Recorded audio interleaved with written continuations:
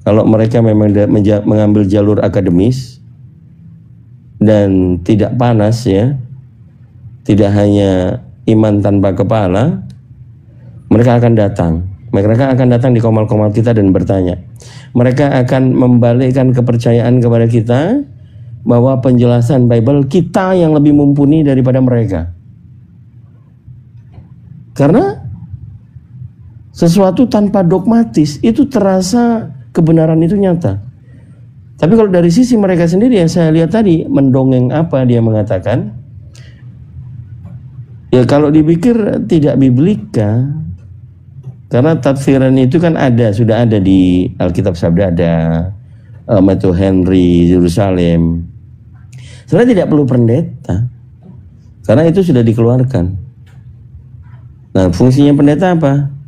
Ya, cuman sebagai gumulan yang disebut penetua ya. Kalau dari kekristenan yang lain, ini memberikan khutbah-khutbah yang sebenarnya hanya membacakan dan menafsirkan. Kalau ditanya, kita misalnya nanya nih, kalau ada suatu kegiatan nih di gereja, hari Minggu diundang untuk umat Muslim, kita kasih bangku 50%. Saya akan mendakwakan menjajakan agama Kristen kepada kalian. Silakan bertanya. Wah, kebetulan 50% dari jemaat itu yang datang Apologet Islam Indonesia. Apa yang terjadi? Apa yang terjadi? Kalau 50% dari bangku tamu-tamu orang yang di gereja, kita di-invite, kita diundang. Apologet Islam semuanya yang sana. Apa yang terjadi? Otomatis bukan guru-guru dulu nih yang maju kan. Yang maju siapa dulu? Membahas tentang apa itu pendetanya. Ya kalau pendetanya gentle kan begitu tuh. Kita bahas. Begini saudara-saudara yang terkasih. Kebetulan pendetanya dari Jawa. Sama kayak Tejo. Saudara-saudari, nggak dilanjutkan soal bedah ngarep mburi. Silakan bertanya kepada iman kami. Kalau kami akan menyajikan suatu karya keselamatan dari Yesus Kristus yang dituhankan oleh kami, gitu kan? Kita merujuk kepada Yohanes pasal 3 nomor 16. Itu terus yang di bawah. Jadi untuk seluruh dunia, keselamatan untuk seluruh dunia, kebenaran dan hidup. Mirip banget saya sama pendeta jadinya. Kan? Jadi kami menawarkan karena ada amanat agung. Apa amanat agung di situ? Jadikan seluruh bangsa muridku, baptislah mereka dalam nama Bapa, Putra dan Roh Kudus. Bapak, Anak apa Putra ya? Bapak, Putra dan Roh Kudus. Apa Bapak, Anak dan Roh Kudus? Nah, ini ada kejanggalan nih.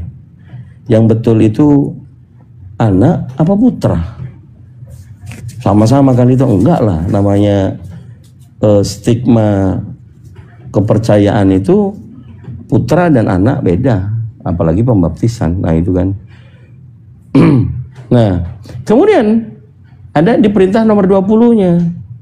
Itu diperintahkan sesuai dengan apa yang kuperintahkan. Katanya begitu kan. Apa yang diperintahkan? Juallah seluruh hartamu. Malah pendeta minta perpuluhan. Datanglah saya dulu kan, ini kan mewakili kan. Pak pendeta. Bagaimana Anda meyakinkan kepada kami tentang penyaliban itu? Apakah Anda ada di situ? Oke, Kang Dito, izinkan saya menjawab untuk memberitahukan firman Tuhan. Wah, begini firman Tuhan. Itu dia bilang kan. Jadi yang dikatakan oleh Paulus, sebab Kristus telah menjadi kutuk oleh karena kita, dan dia menyerahkan nyawanya. Buset. Tadi udah disinggung juga tuh. Jadi maksudnya Yesus bunuh diri gitu, menyerahkan nyawa. Sebentar dulu kan itu. Jadi begini. Ini barulah udah mulai seru nih, keringetan ini ya sebelah kiri kan. Dari jemaat yang 50 yang dia bawa pengen menyaksikan bahwa kelihatan pendeta itu pintar, beringas, mengundang seluruh apologet Islam Indonesia dalam satu forum. Wah ini udah, kalau baru dengan saya udah gemetaran, udah bingung-bingung, apalagi sama belakang-belakang saya kan.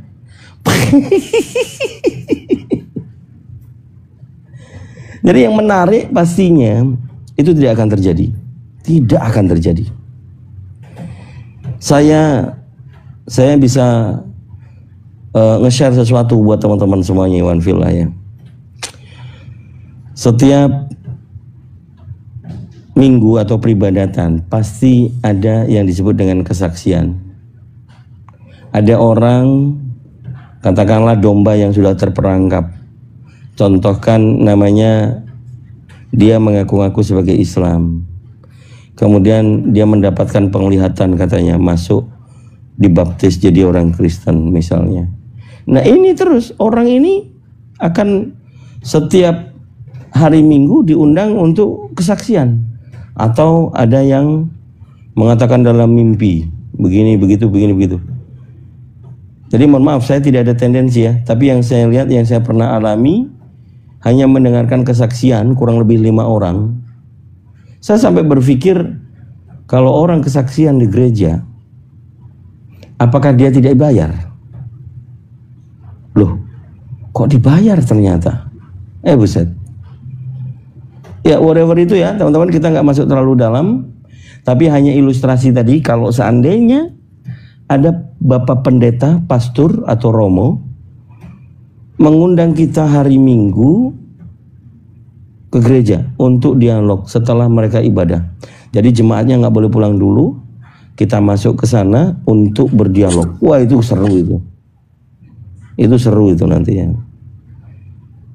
Jadi poin positifnya supaya para jemaat yang malas-malas tidak gereja akhirnya pergi gereja. Wah ini menarik ini, ada Apologet Islam Indonesia ini mau bantah-bantahan dengan gereja yang notabene kita selalu bayar per puluhan untuk pendeta. Biar pendeta tanggung jawab itu sama kita. Puluhan untuk pendeta. Biar pendeta tanggung jawab itu sama kita. Puluhan untuk pendeta. Ini apa ini? Noise ini, siapa ini? Tejo, noise Jo.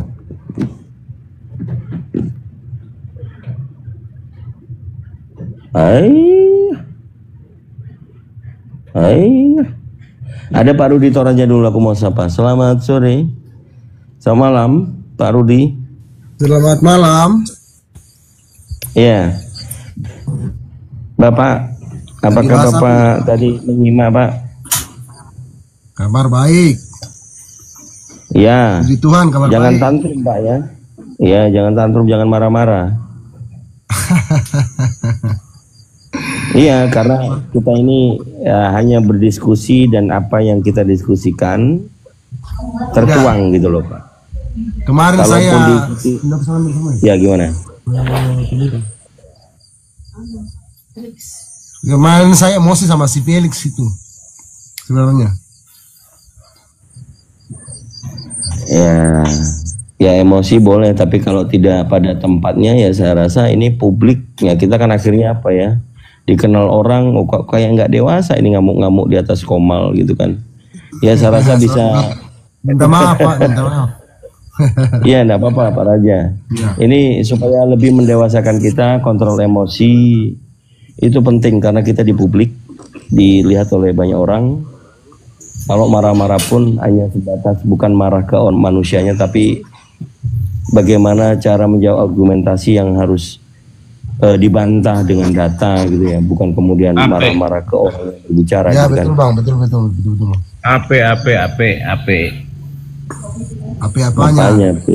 Apanya? Iki orang ngamuk-ngamuk sampean gue, lek ngomong diskusi sing apik gak usah ngamuk-ngamuk. Emang aku pernah ngamuk sama Tejo? Ya ora karo aku, enggak enak pas kae ngamuk karo wong kae.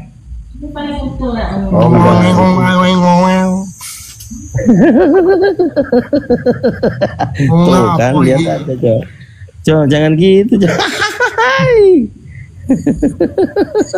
Sampean ngomong apa iki?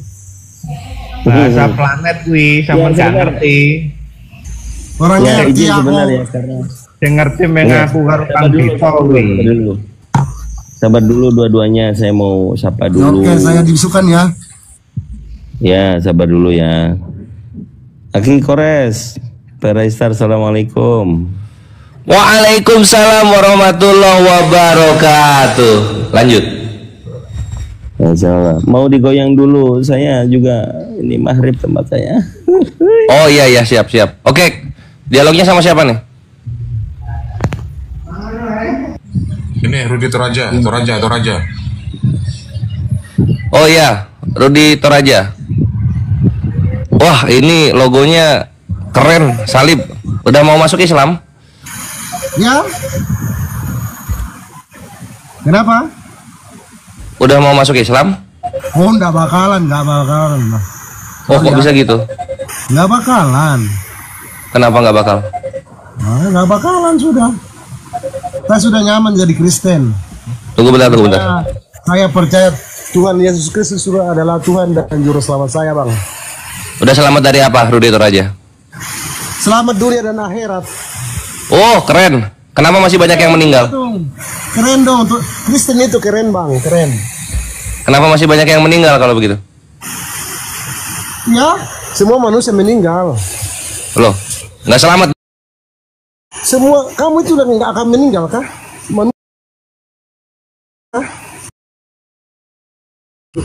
Hidup dan meninggal.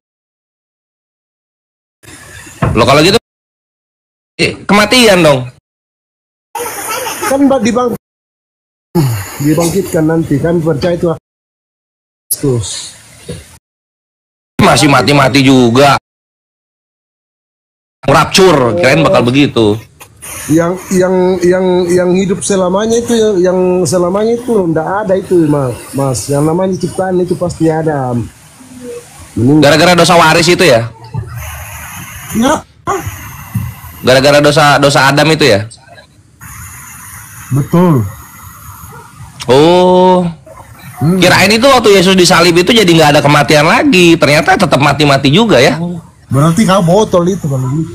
Waduh, kok saya dibotolin? Iya. Kan katanya kan percaya Yesus kau selamat katanya. Gimana? Ya, selamat di akhirat, dibangkitkan, hidup kembali seperti malaikat. Oh, Bukan dibangkitkan gitu. untuk 72 bidadari, enggak masuk. Nah, Itu enggak ya, 70 bidadari enggak ya? enggak. Lebih suka ngawinin Tuhan sendiri kalau gitu ya. Di surga. Kan hidup seperti malaikat di surga, Bang. Tapi malaikat di Kejadian nomor 2 kawin dia sama anak-anak manusia. Kenapa gitu ya? Dia malah birahian itu. Gimana? Kejadian 6 nomor 2 birahi mereka. Lawat Kores. Semalam dia petenteng dia Kores. Toraja ini. Oh, enggak apa-apa. Iya, ngadepin Ustadz Felix semalam. Tapi bahasa Toraja juga dengan Ustadz Felix tadi kemarin. Oh, mantap. Iya. Lewat atas, Ju. Toraja palsu itu. Dia bukan orang Toraja, dia orang Enrekang itu. Ya Toraja lah, kan bahasa Torajanya bisa.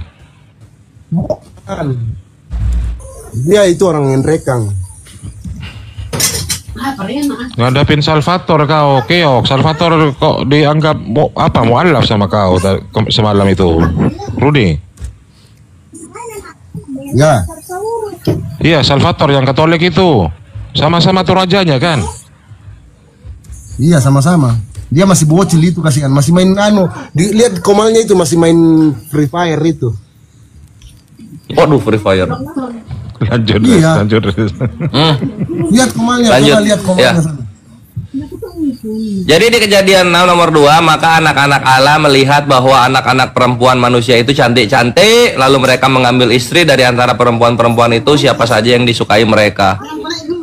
Kayak mana ini malaikat-malaikatnya ini kok kawin-kawinin manusia? Katanya nggak kawin jadi malaikat. Ini kawin dia. Nah, terus masalah buat lo? Ya, sudah. Jadi mending kawin sama anak Allah. Tunggu ada telepon lagi.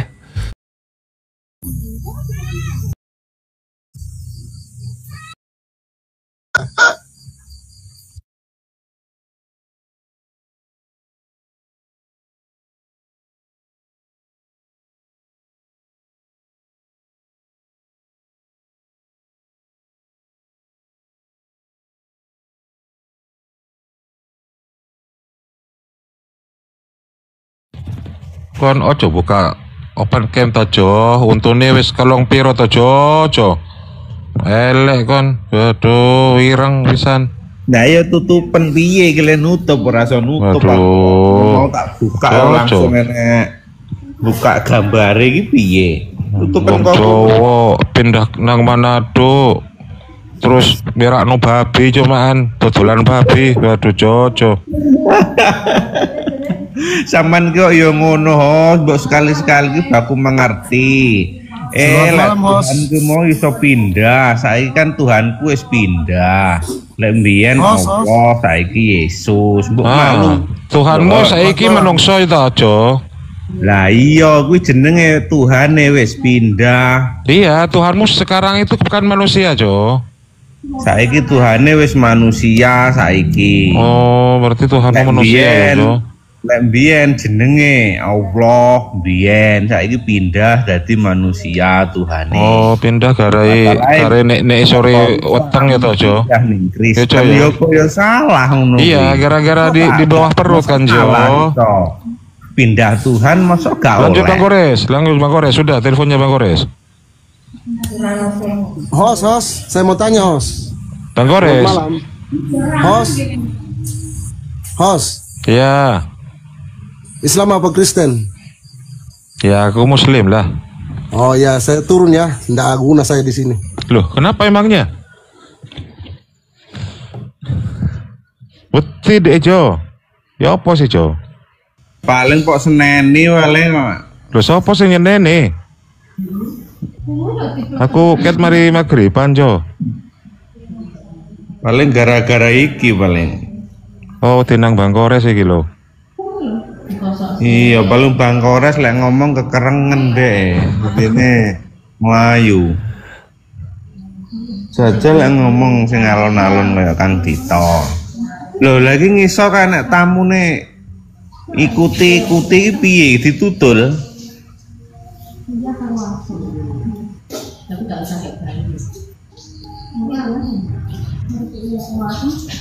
Lu malah iki sene wong ngisor iki malah ngelek-ngelek aku maneh. Yo alah wong mbok kayak biyen ora ngerti-ngerti iki lho. Wis ngerti lek Tuhane wong Kristen kuwi mau menungso sing jenenge Yesus, anake Bunda Maria. Kok iya cek ora paham-paham iki lho. Tejo waras gung kowe. Piye ngene iki? Ini jenenge lek orang memaklumi. Belanos sih dari sekte mana? Belanos dari sekte mana? Belanos.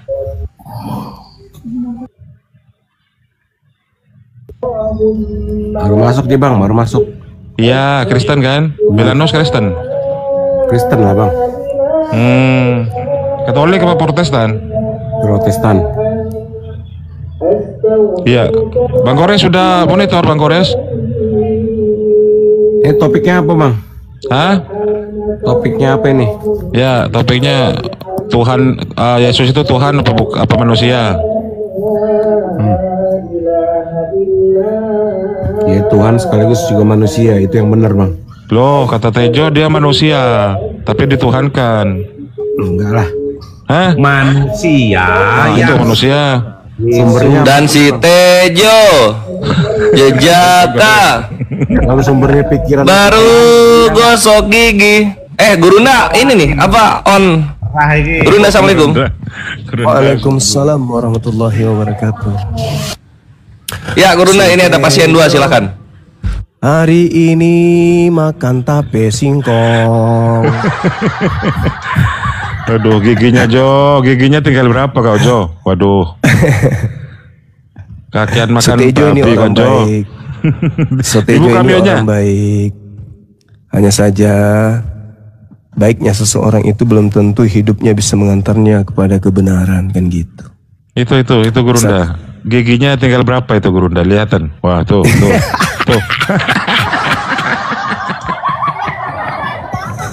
Itu tanda-tanda itu Bang, tanda-tanda. Ketika gigi sudah permisi pamit satu-satu, itu udah tanda-tanda itu. Beraketok. Preketok. Makan kutu. Maksudnya tutupan kamerane iki lho piye lek nutup. Oh, nggak usah, biarin aja. Biarin aja lah, yo, nggak apa-apa Jo. Nyumbang kok aku malah isin malan. Nggak apa-apa Jo. Nggak apa-apa, dipamer apa giginya tuh Dipamer bagus. giginya itu sih gak wis kalong piro iku lho. Laris itu bang kalau di Jepang tuh gigi gitu. Wes Bang ceramah Bang Zuma, tak ceramahmu penak apa ora? Yang ringan-ringan aja, yang ringan-ringan. Katanya tadi Tuhannya Tejo itu Gurunda apa manusia yang kemudian dituhankan. Wah benar Tejo. Tuh manusia yang lahir di Yerusalem, putra Bunda Maria. Ya, itu yang kau tuhankan. Namanya Yesus Kristus. Namanya Yesus Kristus ya. Ya. Jadi sebenarnya yang dituhankan Saudara Setejo ini adalah dewa yang nuzul menjadi manusia. Filipi 2 nomor 6, nomor 7, nomor 8. Supaya ajaran dewa ini laku, maka dipakailah nama Yesus Kristus itu. Kalau masih menggunakan nama Hercules, nama Zeus, siapa yang mau imani? Nggak ada yang mau imani. Tapi karena dengan menggunakan nama Yesus Kristus yang datang di tengah Bani Israel banyak melakukan mukjizat, maka banyak orang yang kemudian percaya gitu. Coba aja ganti Bibelnya namanya Bom-Bom di situ. Akulah Bom-Bom yang kau aniaya. Nggak ada yang mau percaya.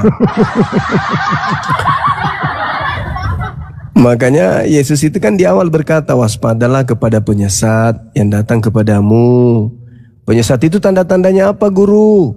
Dia memakai namaku dan berkata akulah Kristus. Terus apa kemudian kelebihannya guru? Oh, dia banyak melakukan mukjizat. Sekiranya mungkin dengan mukjizat itu mampu menyesatkan banyak orang. Kan gitu. Kalau Bom-Bom datang dengan modal perut, mata melotot, mana ada yang mau percaya. Tapi karena memang dia menggunakan nama Yesus dengan banyak mukjizat, maka banyak orang terpedaya gitu. Laku ajarannya. Nah, salah satunya Saudara Tejo inilah yang terperangkap di situ. Gitu, Bang. Marane iki iku wis pindah Tuhan aku iki, Bang. Lek mbiyen kan Tuhan iki awake dhewe bebas untuk pindah. Tuhan ini sajane anak piro, tapi kok iso pindah-pindah, Bang. Nah, iya halo. Iya bang. Minimal. Belanos, Demio dulu Belanos. Kamu masih rame ya. Belanos gantian dengan Stejo nanti. Iya. Silakan Gurunda. Minimal kalau kita menuhankan apa yang kita yakini sebagai pencipta, minimal yang kita tuhankan itu tidak memiliki kelemahan kan gitu ya. Tidak memiliki sesuatu yang bisa membuat kita itu mematikan akal karena tidak rasional. Nah, itulah Tuhan yang betul. Tapi kalau misalnya kita masih menuhankan kepada sosok yang dimana sosok ini justru memiliki kelemahan, ya kok bisa dituhankan gitu. Sementara Tuhan itu berada pada ufuk yang berbeda dari makhluk. Artinya Tuhan itu tidak memiliki kelemahan. Apakah Tuhan itu butuh untuk jadi makhluk supaya dia kemudian nampak, supaya dia dituhankan, supaya manusia bisa mengetahui dirinya Tuhan? Tidak perlu. Toh kita sudah dikasih akal. Udah aku kasih kamu alat nih, cari sendiri ikanmu. Kalau kau menggunakan kail ini dengan baik, kau akan menemukan ikan yang besar. Nah, nggak perlu lagi ikan tuh naik ke perahu meloncat, enggak, kau yang harus mencari. Jadi Tuhan itu tidak perlu datang, cukup memberikan akal. Nih, cari aku. Kau akan temukan aku kalau kau menggunakan akal itu. Bukan aku yang harus datang ke bumi memperlihatkan diriku menjadi sosok yang lemah, karena aku ini murni. Tidak akan pernah mungkin aku tersentuh oleh kebinasaan, tersentuh oleh kelemahan, sesuatu yang sifatnya tidak kuasa. Itu bukan sifatku, karena akulah yang maha kuasa itu. Nah, untuk menemui aku, untuk menemukan aku, nih ku kasih alat nih, namanya akal. Cari aku. Cari aku. Bisakah kau melihat aku? Bisakah kau menemukan aku dengan alat itu? Bisa. Dengan cara apa? Pakai alat itu. Itu akal. Kamu akan sampai kepadaku. Sekarang pejamkan matamu. Panggil aku. Wahai Tuhan. Tuhan itu mendengar nggak? Mendengar. Jangan dengan bersuara, dalam hatimu aja. Wahai Tuhan, kira-kira Tuhan itu dengar nggak? Dengar. Nah, bisa nggak makhluk melakukan itu? Enggak. Maka Tuhan itu bukan makhluk. Ketika kau membisikkan kata di dalam batinmu, aku mendengar, aku melihat apa yang kau inginkan. Oh, ini hambaku tidak menuhankan aku, tapi dia lagi sakit. Oh, ini hambaku tidak menginginkan aku, kemudian tidak menyembahku, tapi dia membutuhkan aku. Maka sebagai Tuhan yang maha pengasih, ya aku mengasihi. Karena dia adalah ciptaanku, dia adalah peliharaanku. Dia makhluk yang aku ciptakan. Maka aku punya kewajiban untuk memenuhi apa yang dia butuh. Meskipun dia tidak menuhankan aku. Tapi dia adalah makhlukku yang lucu, yang imut. Udah aku kasih gigi, malah dihilangkan giginya. Tapi biarpun dia tidak menuhankan aku, tetap aja aku pelihara dia. Sampai dia benar-benar bertobat dan kembali kepada aku. Nah, ini dengan cara apa Tuhan itu selalu membisik? Satu, Tuhan datang membisik dari sisi gigi.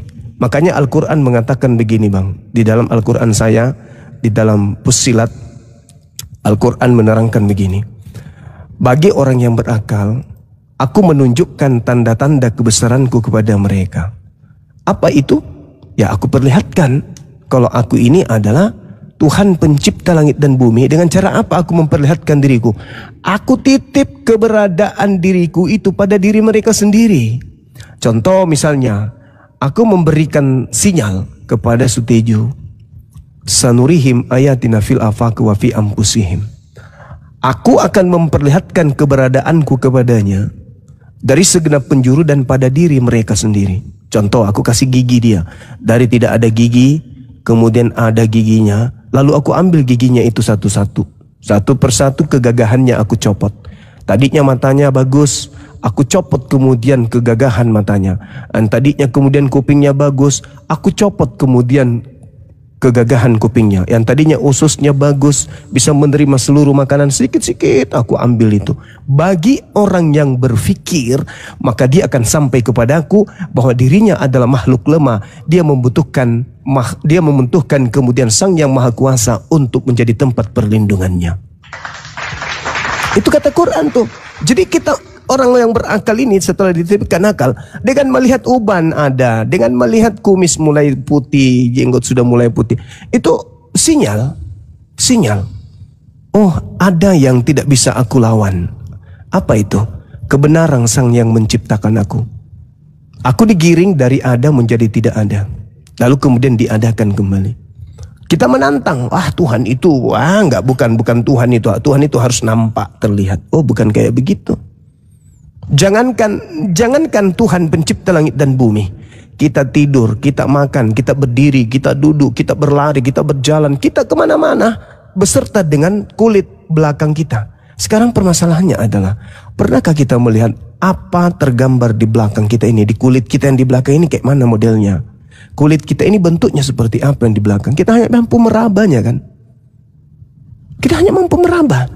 Ini ada karena kita raba. Pernah nggak kita berpikir, ini tubuh saya sendiri nih, aku nggak tahu model belakang saya itu gimana. Aku butuh orang lain untuk bisa menjelaskan. Oh, di belakangmu itu ada tai lalat, di tai lalat itu ada tumbuh, kemudian bulu 3 lembar dan seterusnya. Hai, hal yang ada pada diri kita. Hal yang ada pada diri kita sendiri aja kita nggak bisa sampai ke sana untuk mengetahui. Apalagi pencipta kita. Lah ini ada orang yang menginginkan pencipta itu turun ke bumi untuk menjadi makhluk. Ini adalah orang yang tidak menggunakan akal. Ini selemah-lemahnya akal. Sebagaimana orang-orang Yahudi dulu, Tuhanmu Musa kalau ada tolong sampaikan kepada dia. Turunkan makanan dari langit. Kami udah bosan makan makanan seperti ini. Tuhan turunkan tuh. Kemudian begitu dikasih kota, dikasih wilayah, ini kau aman di sini dari penjajahan, kau akan masuk di negeri yang sudah dijanjikan oleh Tuhanmu ini. Tapi kau lumpuhkan dulu penghuni tanah ini, kau usir mereka. Apa kata mereka? PGP, kau aja lah, suruhlah Tuhanmu mengusir orang-orang itu baru kami masuk. Nah ini dia. Ketika Tuhan memberikan mata, memberikan gigi, memberikan hidung, masih juga nggak mau peduli. Tuhan itu kudu harus turun ke bumi dong. Perlihatkan diri dong, untuk membuktikan bahwa dia itu ada. Tadinya ganteng. Giginya rapi. Sekarang senyum sudah ada jendela rumah kita di situ. Apa nggak mikir? Oh, ternyata saya ini dibawa kepada suatu keadaan di mana saya akan binasa. Pada saat aku binasa, kemana hendak aku kemudian menorehkan harapan untuk hidup kembali? Yesus, nggak mungkin.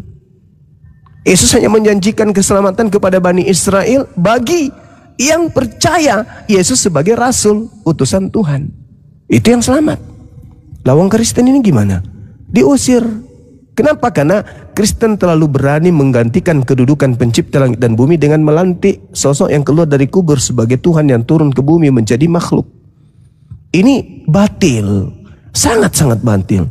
Bukankah Tuhan itu ada tanpa dia harus ke bumi? Bukankah pencipta langit dan bumi itu ada sebelum segala sesuatunya ini ada? Ada. Nah, bolehkah kita mengatakan bahwa Tuhan itu nggak ada? Disebabkan karena dia tidak pernah nusul ke bumi. Padahal jelas-jelas dia mengadakan semuanya ini. Apakah akal kita tidak kebuka? Misalnya nih, umat Islam mengatakan Tuhan itu ada. Tapi umat Islam tidak pernah mengatakan Tuhannya turun ke bumi menjadi makhluk.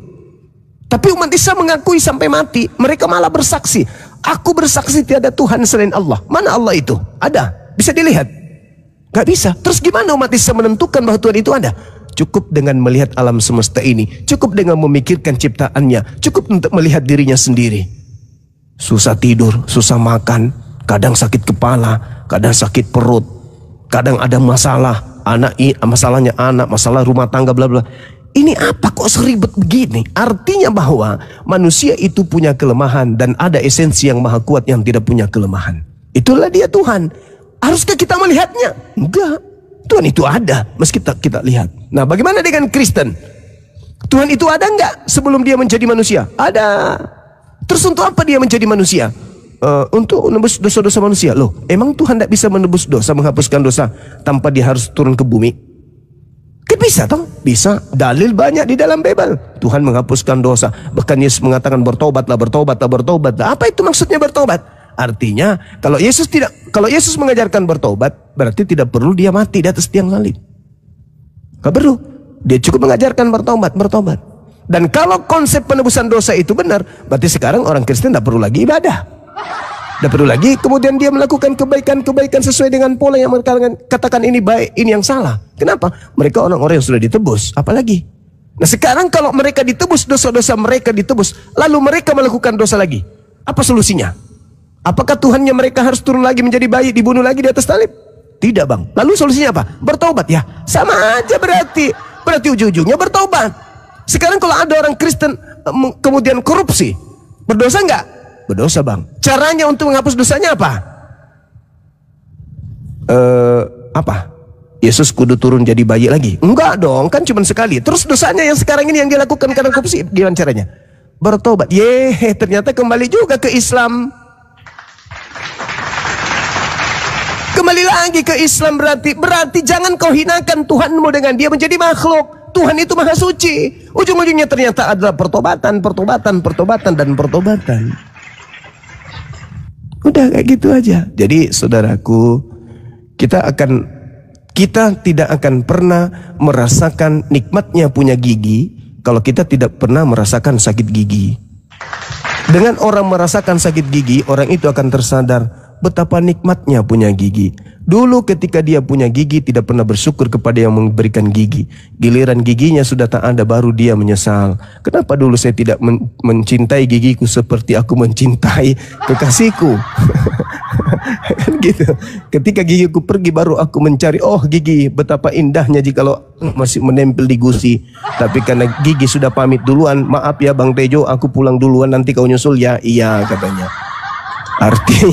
Artinya yang tadinya tidak ada menjadi ada dan akan menjadi tidak ada lagi.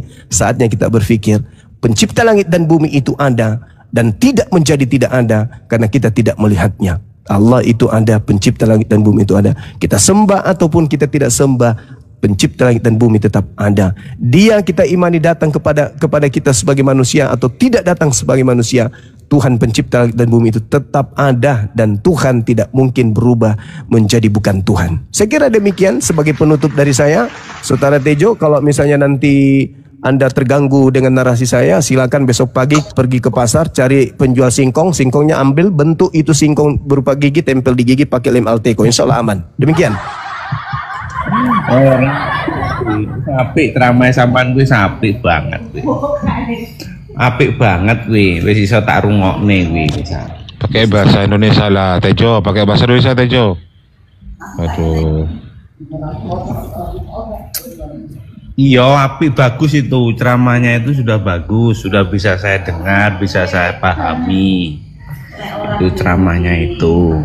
Cuman di situ ada poin-poin yang belum bisa saya pahami sedikit, yaitu tentang kebenaran yang kebenaran milik Tuhan itu sendiri. Dan pada dasarnya setiap manusia itu kan mempunyai kebenaran. Tetapi kebenaran Bang Juma dengan kebenaran saya dengan kebenaran yang lain, saya bertanya-tanya kalau disatukan kok masih ada perbedaan dalam sama-sama kebenaran. Begitu loh. Jadi maksud saya itu bagaimana mau mempersatukan kebenaran yang hakiki yang tidak bisa dibantah atau yang bisa dipahami oleh semua orang, semua manusia, bahkan semua makhluk. Kebenaran apa yang ada di Bibelmu? Kebenaran apa? Kebenaran kalau Tuhan mau manusia, Bang, ya? Enggak, karena kan setiap orang itu memegang suatu Bibel pasti dia berdasarkan kebenarannya kan, apa yang diyakini. Coba kebenaran apa di Bibelmu? Coba satu tunjukkan. Loh, saya enggak berbicara tentang Bibel saya. Nah, kebenaran itu kau ambil dari mana? Kebenaran contohnya begini loh, Bu, contohnya. Kalau Kristen yang jelas itu kan punya Bibel, ya lah. Yang jelas orang Kristen itu membaca Bibelnya itu dengan kebenarannya otomatis meyakini. Yang mana di dalam Bibelmu kau bilang kebenaran? Kau sudah baca tuh? Coba. Artinya fakta-fakta ilmu, Bang. Tejo, di dalam Bibelmu Yesus itu bukan Tuhan. Sebentar kau mengatakan Tuhan. Saya tahu itu. Kesesatan. Iya ibu bilang begitu karena ibu bukan Kristen. Coba kalau ibu Kristen pasti tidak bilang begitu. Berdasarkan Bibel. Iya saya tahu itu berdasarkan ibu. Tapi ibu berarti kebenaran yang kau maksud bukan. Itu kebenaran semu palsu. Karena di Bibelmu nggak ada Yesus Tuhan, Bang, nggak ada. Jadi kau mengenal Yesus Tuhan. Kau mengenal Yesus Tuhan lewat apa? Maksud saya itu begini loh, Bu. Maksud saya, jadi orang Kristen itu berpendapat tidak sama dengan ibu yang pemahami tentang landasan pemahamanmu berdasarkan apa? Kalau bukan Bibel? Itu karena saya Kristen, jadi memahami kebenaran itu di dalam Bibel. Kebenaran bahwa Yesus itu manusia, bukan Tuhan, toh? Loh, dia Tuhan sekaligus Nggak ada di Bibel, nggak ada di Bibel dia Tuhan, nggak ada. Iya, biar tidak ada, tetapi sudah menjadi umum. Itu namanya iman buta, kesesatan yang nyata. Sudah umumnya begitu, Bu. Kenyataannya itu begitu. Kami tahu, tadi pun itu ya sekelas pendeta tadi itu diskusinya gitu.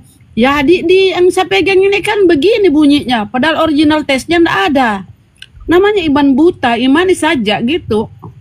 Lah, berarti kan diimani saja itu menandakan bahwa kebenaran itu ada di dalam diri pribadi. Yang orang pegang itu sendiri atau orang yang meyakini itu sendiri. Kayak padahal yang saya pertanyakan tadi, mengapa kok kebenaran satu dengan kebenaran yang lain tidak bisa?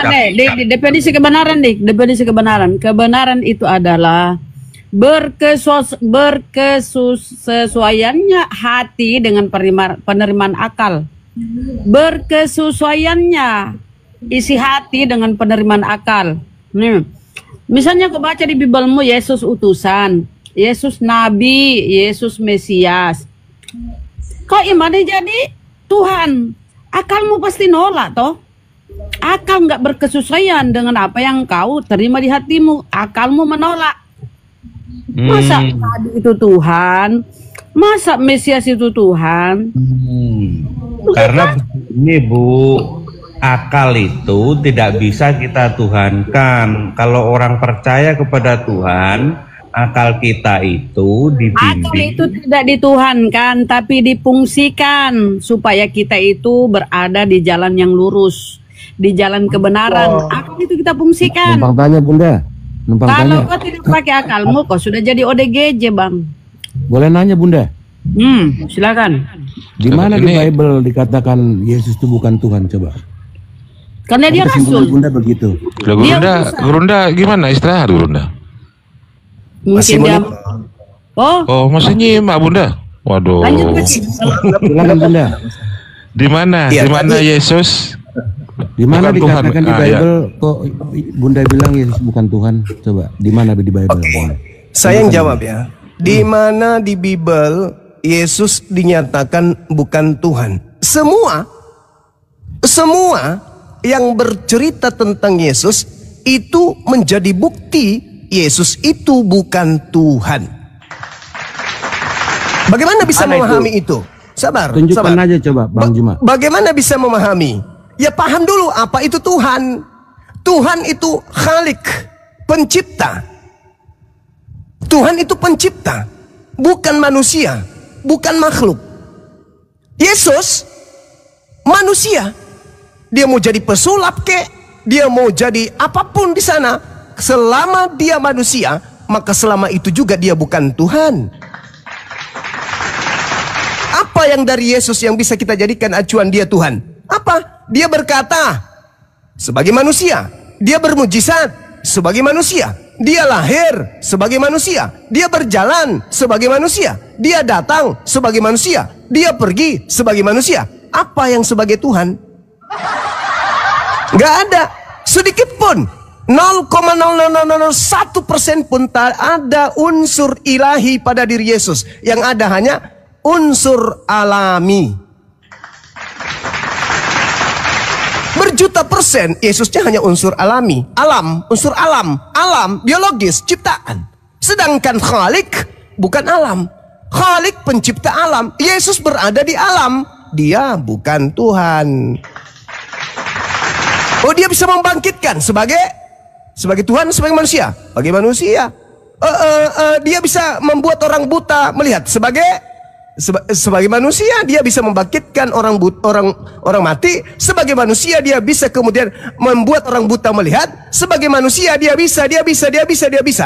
Segala aspek kebisaan Yesus itu unsur apa? Unsur mujizat. Mujizat itu apa? Kuasa yang diberikan oleh Tuhan kepada wakilnya di atas muka bumi ini. Yesus wakil atau bukan? Wakil. Utusan atau bukan? Utusan.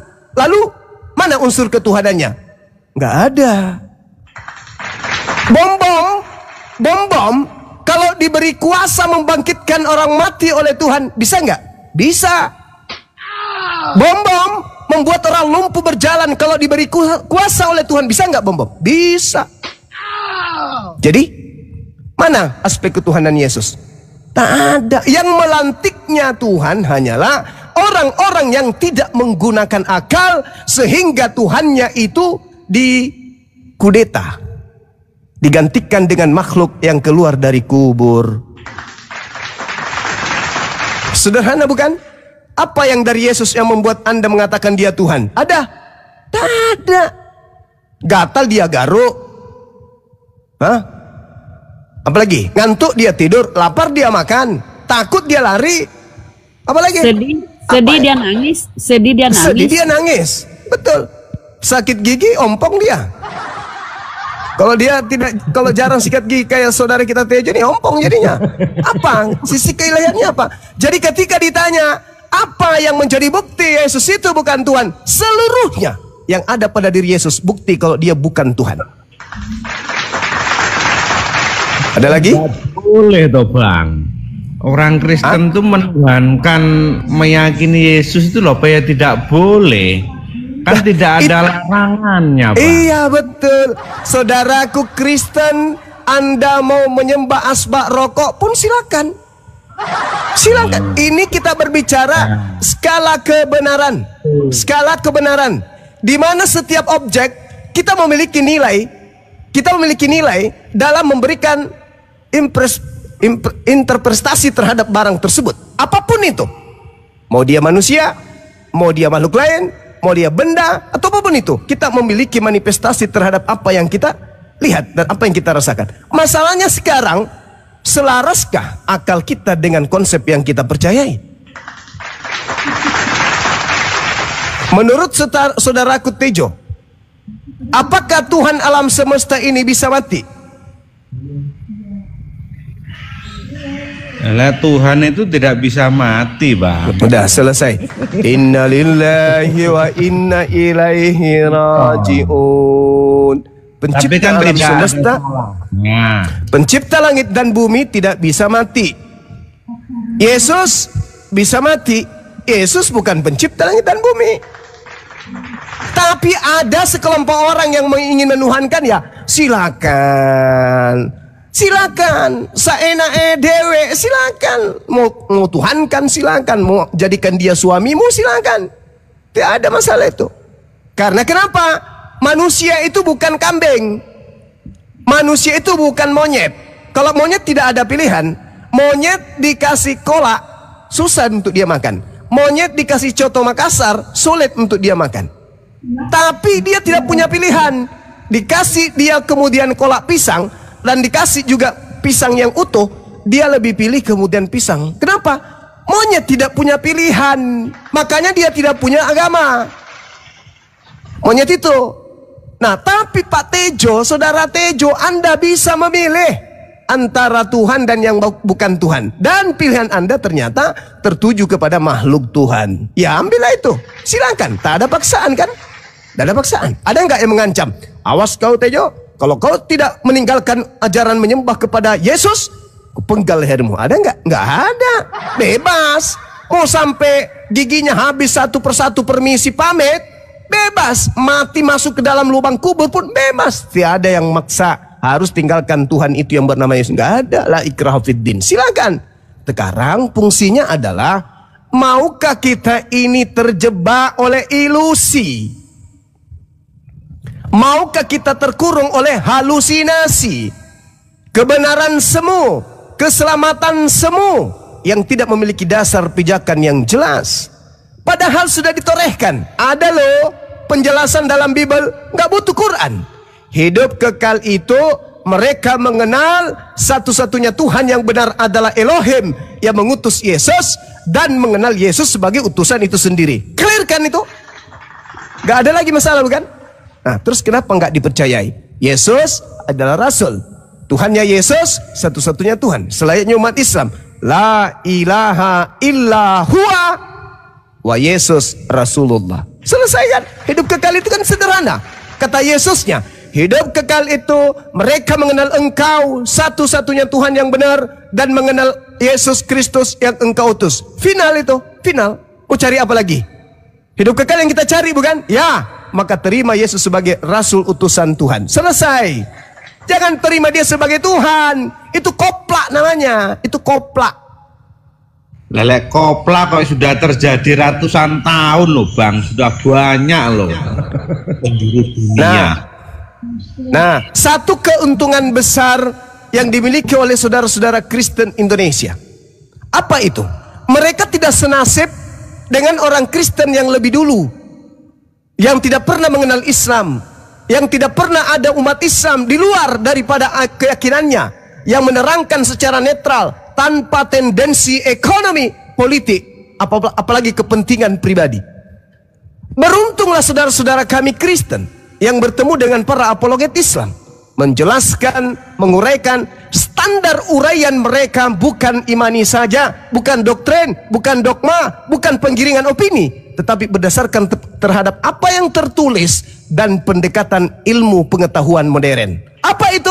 Bahwa alam semesta ini dicipta oleh Dia yang memiliki kemudian kemampuan untuk menyelaraskan antara zaman purbakala dengan zaman sekarang tanpa goyah sedikit pun. Itu dalil logika, dalil alam semesta, bahwasanya pencipta alam semesta ini pasti sempurna. Mustahil tidak sempurna. Maka ketika ada makhluk, itu mustahil Tuhan. Kenapa? Makhluk itu tidak sempurna. Terbukti dia lapar, dia ngantuk, dia takut, dia was-was, dia butuh ini, butuh itu, butuh ini, butuh ini, butuh ini. Dia butuh. Ketika dia bayi, dia butuh ini. Ketika dia dewasa, dia butuh. Maka sifat itu tidak disifati oleh yang maha sempurna. Ada yang menuhankan, silakan 2000 tahun orang sudah menuhankan itu. Oke. Sama seperti orang yang kemudian menuhankan sembahan-sembahan mereka berupa dewa-dewa, berupa roh-roh. Mereka sudah bertahun-tahun. Malah agama mereka jauh lebih tua daripada agama kita. Apakah kita bisa mengatakan mereka benar? Karena mereka sudah lama secara turun-temurun menuhankan dewa-dewa mereka. Tentu bagi orang berakal, enggak. Yang benar itu adalah yang datang kepada para nabi. Umat Islam percaya Tuhan yang datang kepada nabi-nabi Israel. Umat Islam percaya kepada nabi-nabi Israel. Umat Islam percaya kepada kitab-kitab yang pernah diwahyukan kepada mereka. Sempurna bukan? Sempurna. Apakah mesti harus Tuhan turun ke bumi? Ngapain? Bukankah kitab suci sudah ada di tengah-tengah kita? Mengantarkan kita bagaimana cara kita kemudian berhubungan dengan pencipta. Sudah diatur di kitab yang kita anggap suci. Bagaimana hubungan kita kepada sama manusia. Sudah diatur di dalam kitab suci yang kita anggap suci. Lalu Tuhan, bagaimana Tuhan itu? Ya kita ibadah aja kepadanya. Kok toh Tuhan itu maha melihat? Kalau dia Tuhan tidak maha melihat, berhenti jadi Tuhan. Mending jadi tukang ojek. Kalau Tuhan itu tidak maha mendengar, berhenti jadi Tuhan. Mending jadi tukang tambal gigi palsu. Ngapain jadi Tuhan kalau ternyata nggak maha mendengar, nggak maha melihat?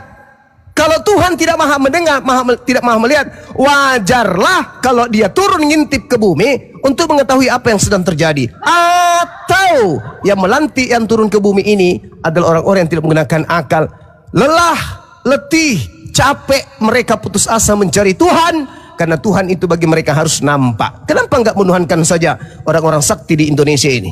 Seperti siapa tuh yang ada di Indonesia yang sakti, yang pernah dibeton dan tidak mati? Itu aja kau tuhankan. Daripada menuhankan kepada hal yang sifatnya ilusi. Saya kira begitu. Sebagai penutup dari saya, silakan. Silakan, Vilanos dulu. Ya bang. Ya silakan. Pertanyaannya tadi ya. Ya, yang saya mau Tejo menyimak satu hal ya bang ya. Nah, abang bilang tadi kan kenapa Tuhan mesti turun ke bumi ya kan? Kenapa gitu loh ya kan? Tuhan kami mengakui Yesus itu Tuhan dan dia turun ke bumi ya kan?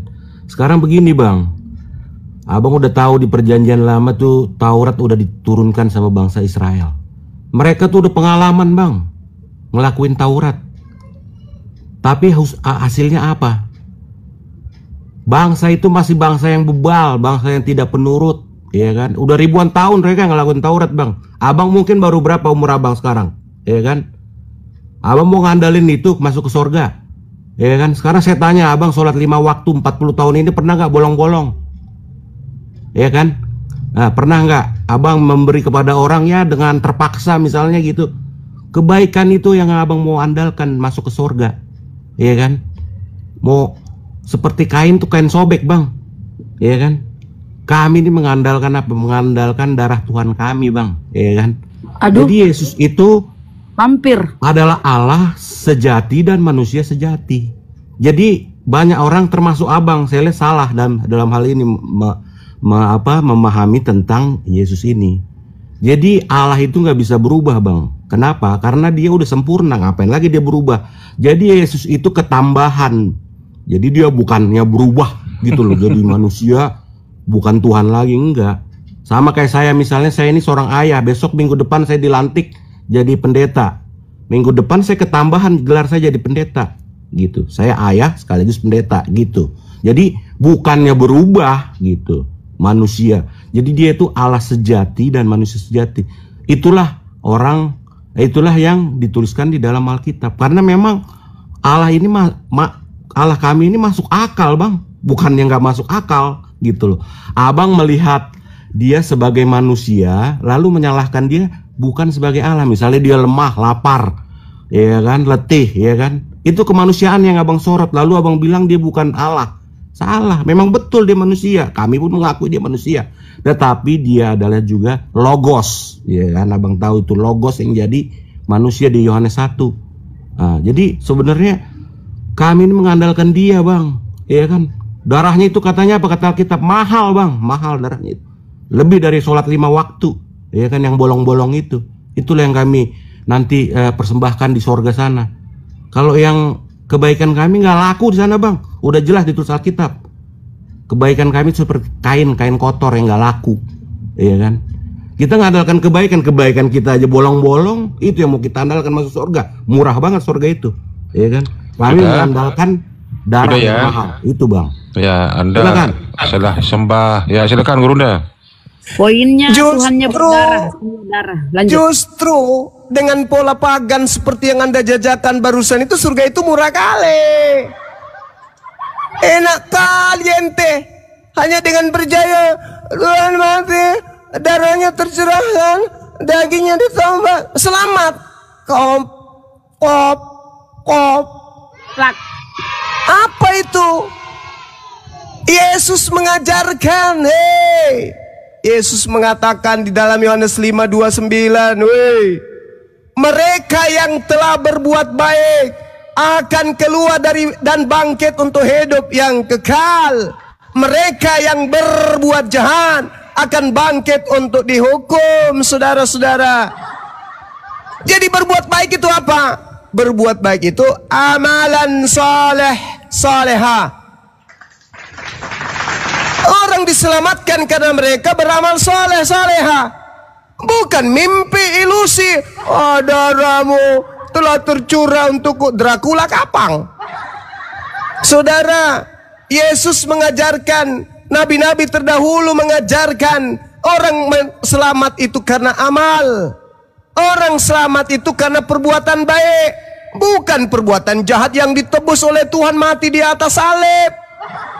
Amsal 10 nomor 2, harta benda yang diperoleh dengan kefasikan tidak berguna, tetapi sedekah, pemberian ikhlas kepada si miskin menyelamatkan manusia dari kematian. Dalil, makanya Yesus dia mengatakan begini. Apa yang dikatakan dia? Bertobatlah dari dosa-dosamu, sebab kerajaan surga sudah dekat. Bertobat. Bukan kau disuruh menerima darah di atas salib. Itu mimpi ilusi orang barat itu. Bahkan dalam kitabnya orang Yahudi 2 Tawarik 7:14, umatku yang atas namaku disebut merendahkan diri. Apa itu merendahkan diri? Takluk kepada hukum-hukumku. Aku perintahkan berdiri, kuperintahkan duduk, kuperintahkan berlari. Yang merendahkan diri, berdoa, mencari wajahku, lalu berbalik dari jalan-jalan yang jahat, maka aku mendengarkan doanya dari langit, dan aku mengampuni dosa-dosanya dari langit. Apa yang dia harus turun koplak kayak kadal, disantet, ada-ada aja. Jadi saudara harus berpikir, tidak murah surga itu. Hanya dengan joget sana sini, satu sana sini, sekali seminggu. Cuma dengar-dengar kayak itu selamat. Nenek lu kiper. Keselamatan itu harus diperjuangkan, Cak Kangkung. Jangan mimpi, wah darah tercurah. Sejak kapan ada konsep darah tercurah orang selamat? Kalau Anda ingin melihat ajaran Yahudi, oke, mereka selamat karena apa? Dosa mereka dihapuskan dengan cara mengorbankan hewan, bukan mengorbankan Tuhan. Jadi sekali lagi saya katakan kepada saudara, kata Tuhan di dalam kitabnya Yahudi, dalam kitabnya Yesus, ya, bahwasanya orang yang tidak menjalankan firman Tuhan itu dikutuk oleh Tuhan. Ulangan 27:26. Orang yang tidak menjalankan hukum Taurat dengan perbuatan, terkutuklah dia. Nah, kalian ini menjalankan tidak Taurat dengan perbuatan? Tidak. Malah Yesus mengatakan dalam Matius 23, kata Yesus kepada orang banyak dan kepada murid-muridnya, ahli Taurat, orang Farisi telah menduduki kursi Musa, sebab itu turutilah dan lakukanlah segala sesuatu yang mereka ajarkan kepadamu. Tapi jangan kamu turuti perbuatan-perbuatan mereka. Jangan, karena mereka mengajarkan Taurat tetapi tidak melakukannya. Jangan. Jadi Kristen menenteng Bible, di situ ada terjemahan Torah, mereka menenteng kitabnya tapi tidak mempraktekkannya. Itulah Kristen. Itulah Kristen. Kata Yesus, jangan kau ikuti orang-orang yang berkata-kata tentang Torah tapi tidak mempraktekkannya. Jangan juga ikuti orang yang menenteng terjemahan Taurat tapi tidak mempraktekkan. Apa maksudnya Yesus? Matius 5:19. Barang siapa yang tidak meniadakan hukum Taurat, meskipun yang paling terkecil, lalu mengajarkan kepada orang lain, maka dia akan menempati tempat tertinggi dalam kerajaan langit. Nah, tolong kau tunjukkan kepada saya, mana pernyataan Yesus? Barang siapa yang hanya beriman, aku Yesus turun ke bumi, mati nebus dosa mereka, maka mereka akan menempati tempat tertinggi di surga. Mana dalilnya? Nggak ada. Itu makanya aku bilang agamamu agama ilusi, halusinasi. Yesus dia mengatakan hidup kekal diperoleh, menempatkan tempat tertinggi dalam kerajaan langit bila mana orang itu menjalankan hukum Taurat dan mengajarkan kepada orang lain untuk menjalankan hukum Taurat. Itu kata Yesus. Untuk membantai itu tolong tunjukkan kepada saya. Surgamu yang murah itu, surgamu yang murah yang hanya modal tombak. Tolong kau tunjukkan dalil Yesus bahwasanya keselamatan diperoleh dengan meninggalkan perintah-perintah Elohim. Itu tertulis di mana? Silakan.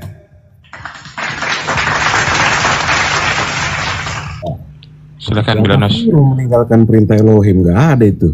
Nggak ada di kitab kami disuruh. Jangan makan babi. Elohim. Jangan makan babi. Ya kan? Jangan makan babi. Itu Saya perintah terangkan dulu ya Bang. Saya terangkan ya Bang ya, biar masuk logikanya gitu kan. Tadi Abang bilang kan harus ajaran itu sehat sesuai logika ya kan. Jadi ajaran Kristen ini sangat sehat ya kan. Gini saya terangkan Bang ya kan. Misal nih ya kan, saya nih berbuat dosa ya kan, taruhlah membunuh orang, ditangkap polisi saya, besok sidang katanya. Di sidang saya ditanya hakim, benar kamu membunuh gini, ini buktinya. Betul Pak Hakim. Oke, keputusannya minggu depan kata Pak Hakim. Nunggu saya seminggu. Selama seminggu saya berbuat baik nih. Waduh, saya beramal baik sama orang ya kan, anak yatim saya santunin ya kan, saya bersihin lap-lapin gereja atau masjid gitu kan. Minggu depan sidang saya, kata hakim, kamu telah membunuh orang. Hukumannya sebentar Pak Hakim, jangan dihukum dulu. Saya selama seminggu ini berbuat baik Pak Hakim.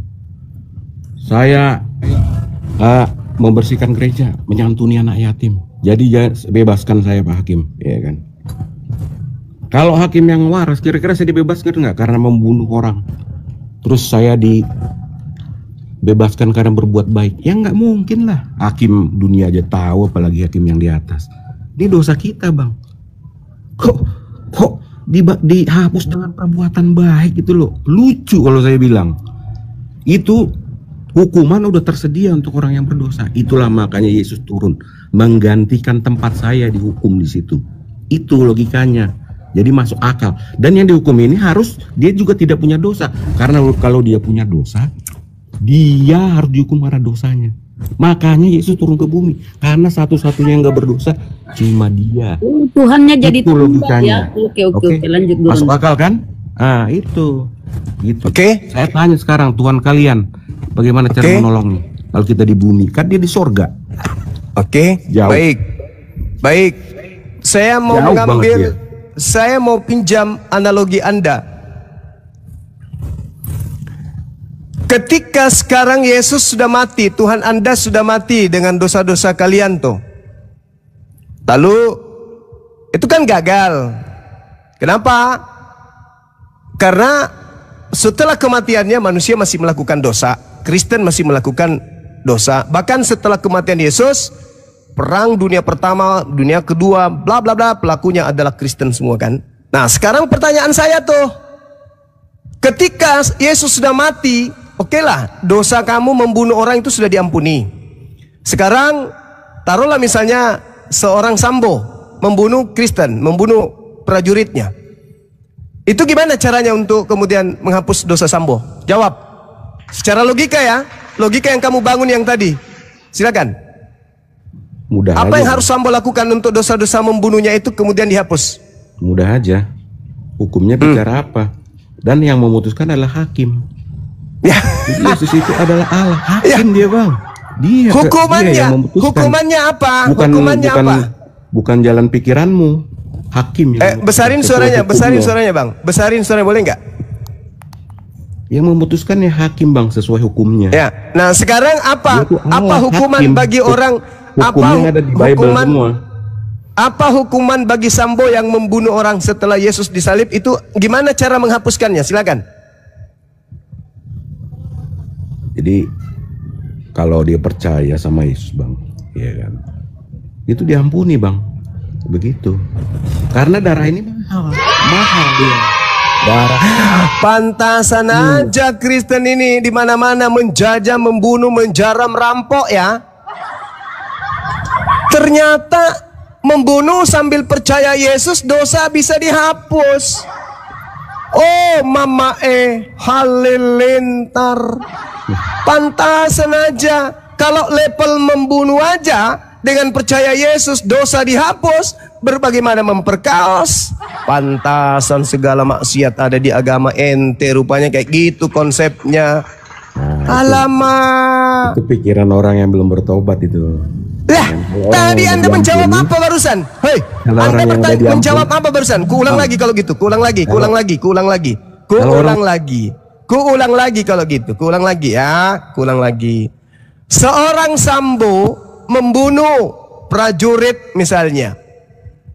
Bagaimana cara menghapus dosa Sambo yang telah menghilangkan nyawa orang tadi? Dengan cara apa? Dengan cara apa? Dia kan di penjara dia tuh, Bang. Kalau di Arab mungkin dipancung, tergantung hukumnya lah, Bang. Lah, berarti fungsinya Yesus apa? Fungsinya penebus dosa tadi apa? Dia hakim, Bang, sekaligus. Iya, sekarang fungsinya Yesus apa? Saat itu dosanya dihapuskan gitu. Sudah tersirat di Alkitab, barang siapa percaya kepadaku, ya kan, dia akan diselamatkan dari semua dosanya. Oke, baik. Itu disebut makanya kabar baik. Berarti, sabar. Oke. Saya kunci jawaban saudara. Berarti selama ini ketika Kristen melakukan tindakan kejahatan di atas muka bumi, mereka itu bukan lagi orang-orang berdosa gitu. Ya, bilang itu kan enggak lah. Ya. Berdosa lah. Tadi Anda baca dalil, siapa yang percaya kepada dia, maka dosa-dosanya dihapuskan, bukan? Ya kan? Betul. Ya kan? Nah, sekarang ketika Sambo membunuh manusia, katanya dia hakim, dosa Sambo dihapus. Tergantung Sambonya, dia datang nggak mau percaya nggak, kalau nggak ya itu maksudku. Jadi gini, Eh. maksudku gini loh, Bang. Maksudku gini. Artinya bahwa ketika orang itu melakukan dosa sambil mengingat Yesus, percaya Yesus adalah penebus dosa, berarti dia nggak dihitung dosa kan? Jelas pertanyaannya, Bang. Ya, ketika orang Kristen membunuh manusia dengan percaya Yesus itu adalah penebus dosa, maka dia membunuh dengan percaya diri bahwa dosa membunuh itu tidak ada pada dirinya karena dia sudah percaya Yesus. Betul? Iya, betul. Oke, udah selesai kita. Terima kasih. Kalau dia sudah berbuat, kan? Terima kasih atas kejujuran saudara. Kesimpulannya, orang Kristen di atas muka bumi ini ternyata kenapa mereka melakukan segala macam bentuk kejahatan, karena rupanya mereka itu tidak dihitung berdosa. Yang penting percaya Yesus menebus dosa mereka, maka makan manusia sekalipun mereka tidaklah dosa. Dah, hati-hati teman-teman Muslim. Sabar dulu Bang. Sabar dulu. Saya mau minta anak-anak saya hati-hati. Hati-hati anak-anak saya Muslim. Hati-hati kalian. Hati-hati berteman dengan saudara-saudara yang mengatasnamakan diri mereka Kristen. Kenapa? Ternyata mereka pada saat melakukan kejahatan cukup percaya Yesus, kalian bisa dibunuh, kalian bisa diperkaos, kalian bisa dirampok, kalian bisa diperlakukan seperti binatang sekalipun tanpa mereka merasa berdosa. Kenapa? Karena menurut saudara kita Bela Anus, setiap orang Kristen, orang-orang Kristen membunuh sekalipun, asalkan percaya kepada Yesus, mereka bukan disebut pelaku dosa. Dah selesai. Hati-hati anak-anakku semua. Hati-hati, pilih-pilih teman, pilih-pilih teman. Mereka ini pemakan segala. Hati-hati tidur bersama dengan kalian. Hati-hati paha kalian jaga. Hati-hati besok kehilangan paha sebelah. Hati-hati. Jangan-jangan saya curiga Bang Tejo ini ketika tidur istrinya yang bikin sop giginya, sop gigi. Aduh, hati-hati, bahaya ini. Bang, hati-hati bang. Biji mata bang, jaga biji mata bang. Jaga. Oke, diambil alih, saya ibadah sejenak. Saya mau muntah dengarkan ini barusan. Aduh, saya pening dengarnya. Yalah, Ternyata bisa berdosa. Yang penting yang penting percaya Yesus bilang bisa membunuh. Astagfirullahaladzim, ya Allah, ngeri kali. Hati-hati, hati-hati. Bisa membunuh. Bukan bisa membunuh bang, ya enggak lah. Jangan dirubah lah. Pembunuh bang, ya kan, kalau percaya Yesus dosanya diampuni bang. Gitu. Dan dia akan diberikan hati yang baru, Roh Kudus yang akan memimpin dia. Argumenmu itu bang, kau bantah semua isi Bible-mu itu. Percaya bukan percaya aja, ya diberi hati yang baru. Hati yang baru ini yang belum babang. Nggak bisa. Anda udah berkelit, Bang Belanus. Itu jelas. Tadi itu. yang sudah Anda katakan, kami sudah merangkum bahwa pemikiran Anda pada saat ada orang Kristen membunuh, yang penting percaya Yesus, itu sudah ditebus dosanya. Kalau nah ini nggak membunuh, masuk akal sama sekali. Kalau begitu percaya terus bebas membunuh ya nggak ada bang. Nah, lalu apa gunanya? Seorang pembunuh Anda tadi misalnya mengatakan bahwa orang yang membunuh itu masih diampuni. Iya betul, kalau Ditebus dia dosanya. mau percaya. Setelah dia membunuh ya, bukannya setelah percaya langsung bebas membunuh. Itu kan namanya menyesatkan. Parameter Anda mengatakan bahwa karena sudah ditebus, ini diunggah nih di publik ini, menerangkan bahwa seorang pembunuh sekalipun Yesus sudah menebus. Ini akan menimbulkan gejolak-gejolak kejahatan, Bang.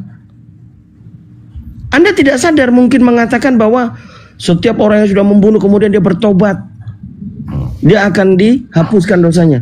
Ya nggak bisa, Bang. Iyalah. Jadi apa yang bisa diterapkan dia lakukan, Bang, kalau dia sudah Tanpa pembunuh? bertobat dia akan tanpa bertobat. Cukup percaya Yesus katanya. Waduh. Iya. Intinya karena percaya Yesus menebus, maka dosanya diampuni. Nah, ini konseptual tentang bukan hanya premanisme. Ajaran keagamaan itu untuk tidak membuat orang itu kacau. Justru Anda menarasikan menjadi manusia yang kacau. Pantesan Anda mengatakan Kristen bukan agama. Enggak begitu, Bang.